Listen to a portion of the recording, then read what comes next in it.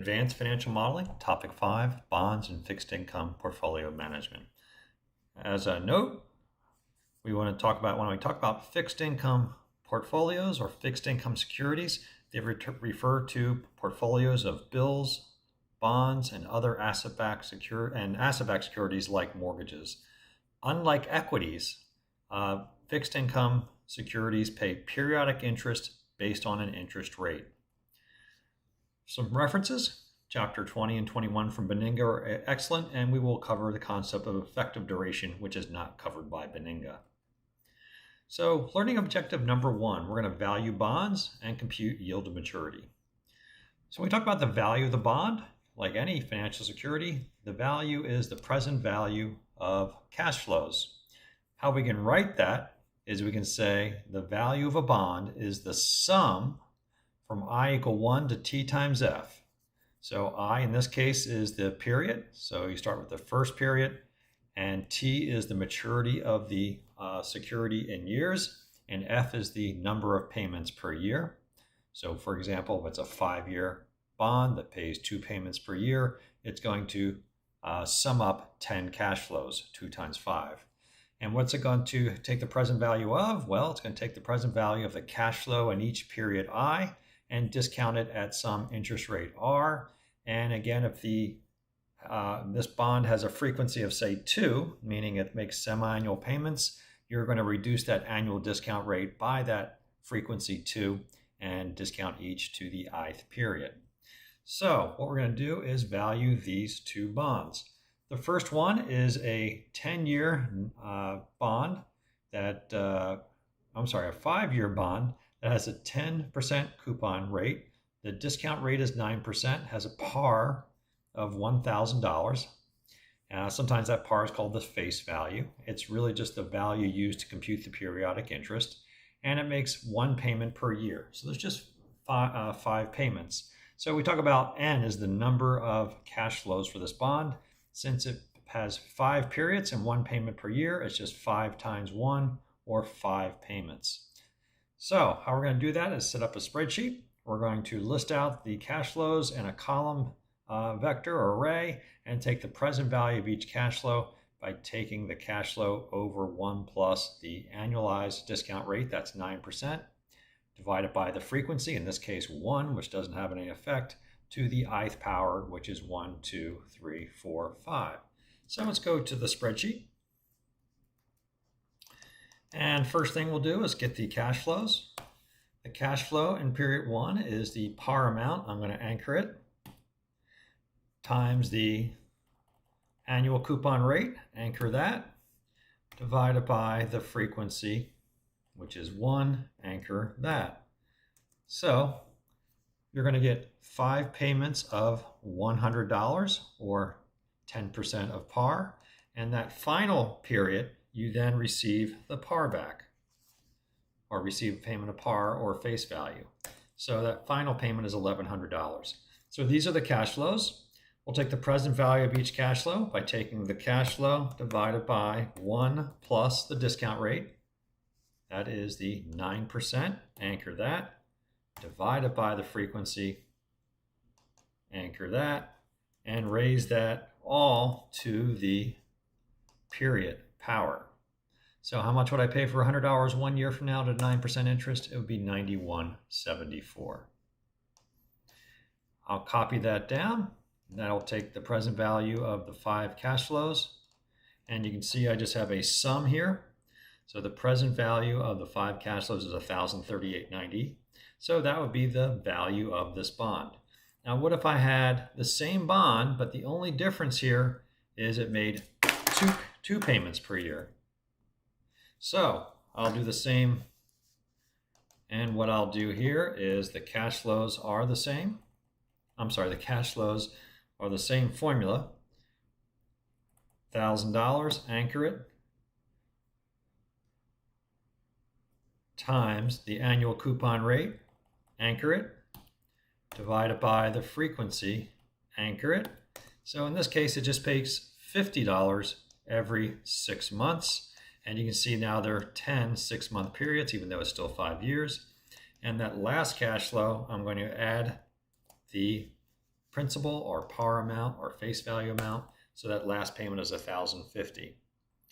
So I can now take the present value of all cash flows, determine the value of this 5-year 2 payment per year bond by just taking the cash flow divided by 1 plus the discount rate, anchor it, divided by the frequency, anchor it, raised to the power or the period. So I'd pay $47 for that first $50 6 months from now, copy that down, and you can see I'd pay $1,039 for this bond and $1,038.90 for this bond.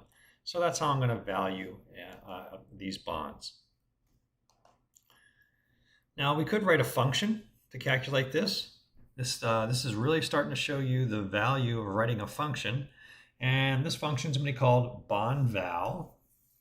It's going to have 5 parameters: coupon rate, par, T, which is the number of years, frequency, payments per year, and the discount rate, R. The first thing I'm going to do is I'm going to figure out how many payments there are, and I'll make that variable n. So n is T times frequency. So again, if this is a 5-year bond that makes 2 payments per year, it would just take 2 times 5 or 10. And then I'll do a loop where I count the period I from I equal 1 to n, next I.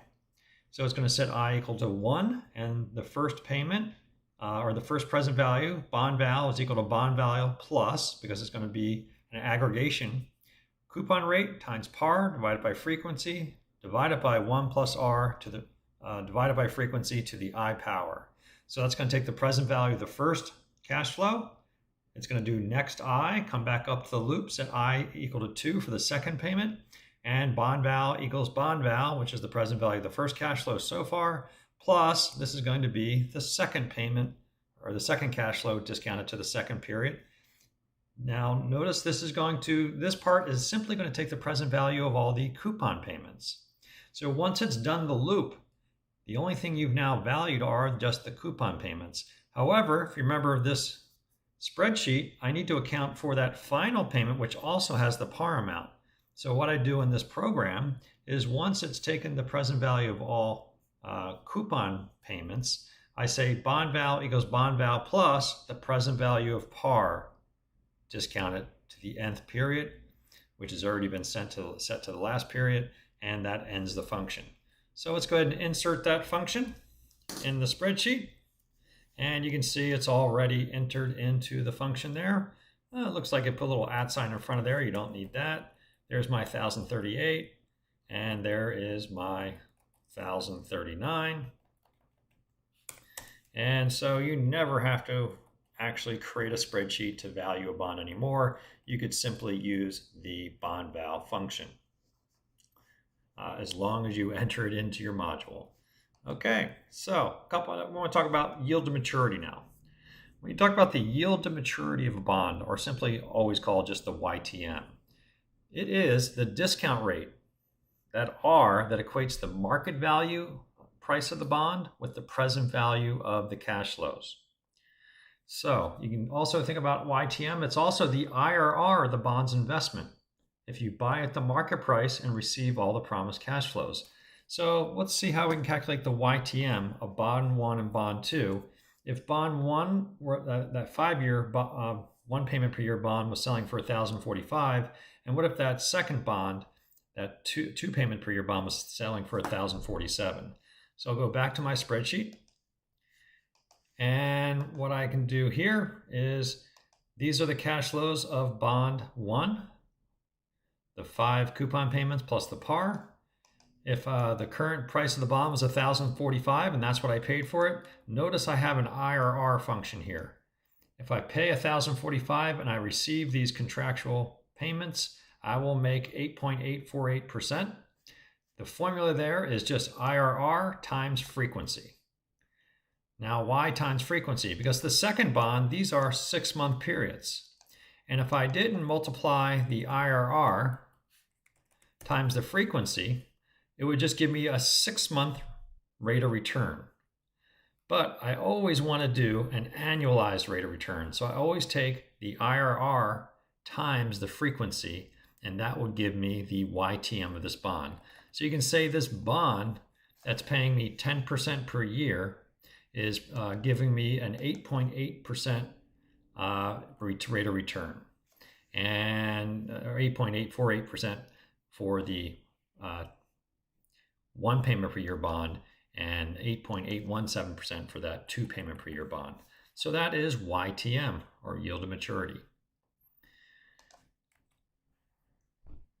One thing I want to mention is the YTM of the bond is often talked about as if it's the rate of return of the bond or the expected return of the bond. I just want to tell you it is not.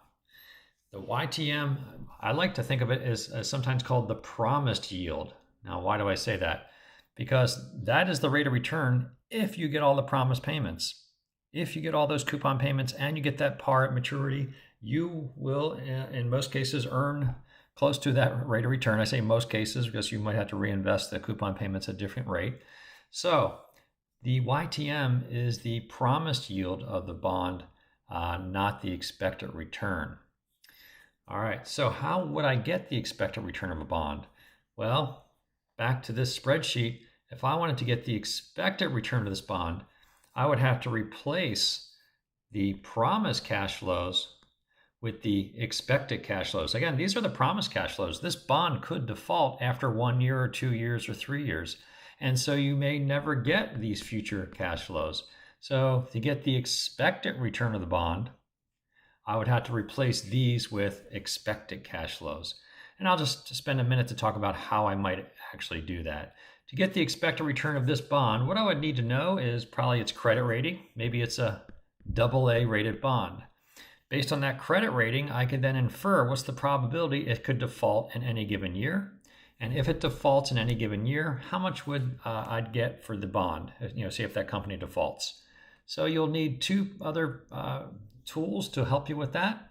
The first one is you would need a transition matrix. This is a transition matrix from about 70 years of data from Moody's, and it tells you, all these transition matrices tell you, is they give you a rating at the beginning of a year.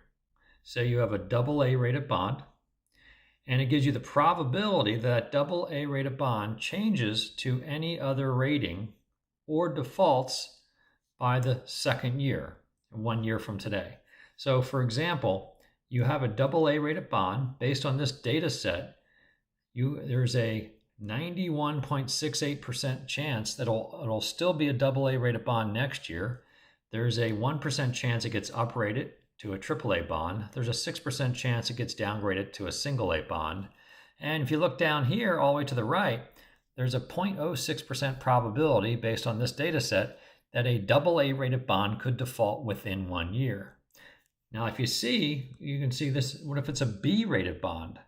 Well, B rated bonds, you can see 85% of the time, a year later, it's still a B, but now a B rated bond has a 4% chance of defaulting within 1 year.